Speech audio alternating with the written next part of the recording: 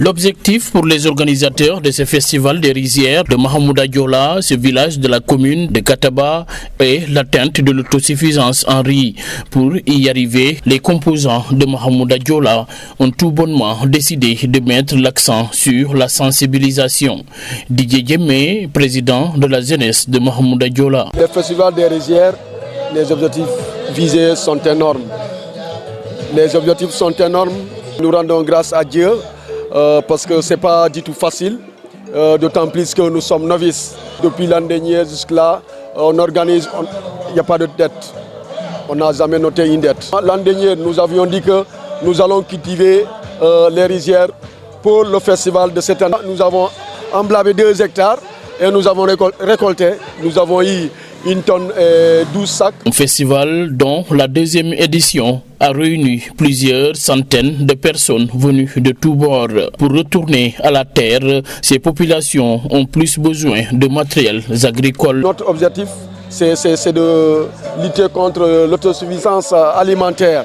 Donc, c'est ce qui a fait que nous avons pensé à organiser ce festival, tout simplement, qui est un prétexte. Nous avons cultivé les 2 hectares l'an dernier avec le Kadiando, raison pour laquelle nous lançons un appel à l'endroit de l'État pour que l'on puisse avoir le matériel. L'État doit nous doter des moyens de culture de dernière qualité, tels que les tracteurs, les motoculteurs. Nous en avons vraiment besoin. Le parrain est un fils de la zone. Le choix porté sur sa personne n'est pas fortuit. Lamine Diédhiou, je n'ai pas les mots pour le qualifier.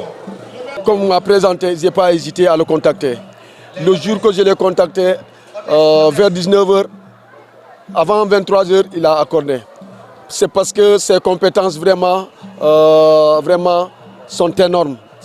Il n'a pas hésité à nous accorder. C'est parce que c'est un homme qui aime son terroir, c'est un homme qui aime le secteur, le Nara-Ouest. Raison pour laquelle même nous l'avons confié la présidence de notre secteur du Nara-Ouest. Venu avec une forte délégation, le jeune parrain, ébloui par les prestations culturelles sur place, parle de fierté d'avoir marqué sa présence. Mamoud Lamine Diédhiou, alias Touba. C'est juste une fierté d'abord, en tant que fils de cette zone, acteur de développement.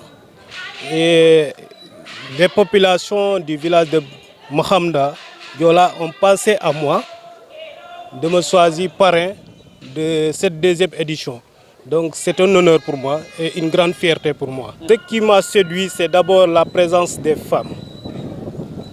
Les femmes, je les ai vues que très engagées et la manière de leur accoutrement montre vraiment que ce sont des femmes braves.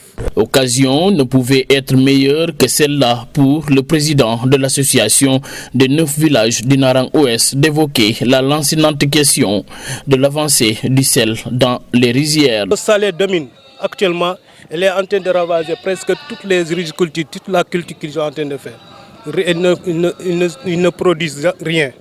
Donc raison pour laquelle on a décidé de faire ce prétexte pour vraiment faire un appel aux autorités locales, aux autorités aussi administratives, de venir aider les populations. Entre autres problèmes signalés à Mahamouda Diola et environ, la santé est malade. Les postes de santé, il n'y a que 2 postes de santé que je peux dire. Et ces postes de santé-là, si nous regardons bien les personnels qui travaillent là-bas, sont souvent pris en charge par les populations même. Donc ça, c'est un problème. Et un village comme Mahamouda Diola, qui a plus, je peux dire que plus de 2000 habitants, jusqu'à présent n'arrive pas à avoir, comme on venait de voir, ce n'est même pas case de santé. Donc ça, c'est déplorable. C'est déplorable. Nous sollicitons à l'État d'aider la population de Mahamouda et aussi toute la population du Nara-Ouest, les autres villages du Nara-Ouest, de pouvoir avoir des postes de santé bien équipés. En venant, vous avez vu la route. La route, elle est dégradée, carrément. Pour arriver dans la zone du Nara-Ouest, c'est des problèmes, c'est des difficultés. Aujourd'hui, quand on a un malade, pour l'amener à Djouloulung, c'est vraiment d'augmenter la souffrance à ce malade. Donc, raison pour laquelle nous demandons aux autorités de l'État de pouvoir goudronner ces routes, de pouvoir vraiment faire de telle sorte que le désenclavement puisse se voir nettement dans cette zone. L'adduction d'eau potable, le réseau téléphonique sont entre autres des équations à résoudre dans cette zone où les populations ne cessent de réclamer leur sénégalité. Les populations vivent dans l'insécurité totale. Parce que quand il n'y a pas de réseau téléphonique, on n'est pas dans le confort. Parce que quand il y a problème, pour joindre, exemple du côté de la santé, pour joindre un docteur, il faudra avoir le réseau et de pouvoir le faire.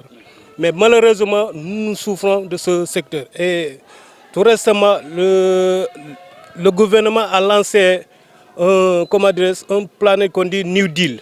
New Deal, c'est pour couvrir le réseau au niveau national. Mais jusqu'à présent, nous souffrons. Et nous sollicitons au gouvernement du Sénégal de pouvoir vraiment aider la population du Nara Ouest de décanter cette situation du problème des réseaux. Et nous sollicitons aussi l'électrification des autres villages, comme le village de Dimbaya, le village de Koulobori. Ce sont des villages qui s'activent pleinement aux activités du Nara Ouest, mais aujourd'hui ils sont ignorés. Ils n'ont même pas de réseau électrique. Donc, raison pour laquelle nous demandons aux autorités du Sénégal de pouvoir regarder le Nara Ouest, de pouvoir vraiment penser les populations qui vivent dans cette localité. Parce que cette localité-là, si nous regardons bien, elle est laissée en rade par la Gambie. Aujourd'hui, si vous regardez bien, c'est le réseau gambien qui domine. Si vous regardez bien, les routes gambiennes, elles sont bien goudronnées. Les écoles gambiennes, elles sont bien équipées, contrairement à nous. Donc vraiment cette différence-là, parfois nous pousse de dire que est-ce que nous sommes des Sénégalais. Que aussi, si de l'autre côté du Sénégal, ne mettent pas un œil à nous, nous sommes engagés aussi. On va trouver des solutions, comment faire pour vivre. Raison pour laquelle tout ce qu'on a ici comme produit, comme récolte, on est obligé de le vendre en Gambie parce que c'est la route la plus équipée, c'est la route la plus bien faite. Donc raison pour laquelle tout produit qu'on a, toute récolte qu'on a, on préfère de le vendre en Gambie. Ce n'est pas notre souhait. Notre souhait est de pouvoir vraiment vivre étant sénégalais. L'eau aussi. Regardez, on a 9 villages. 9 villages du Nara Ouest. Aucun de ces villages n'est pas équipé, n'a pas de potable. Aucun de ces villages. Moi, je n'ai pas vu. Certainement, tous les villages que j'ai gestionnés, en tant que président des villages du Nara Ouest, je n'ai pas vu un village qui a un réseau de l'eau. Je n'ai pas vu aucun village. Et certainement, les gens le savent. Et vous, en tant que des journalistes, faites des investigations, vous verrez que ce que je dis, que c'est la vérité. Nous débrouillons par les puits. On creuse des puits. Parfois, il y a des maisons, des gens qui ont de bonne volonté, font des forages. Voilà, des forages individuels. C'est comme ça que nous débrouillons pour vivre. Donc, mais ce n'était pas notre souhait. Le souhait est que l'État puisse nous aider d'équiper cette zone. Cette zone à cheval avec la Gambie voisine réclame de la part du duo Diomaye Sonko une discrimination positive dans le but de son désenclavement.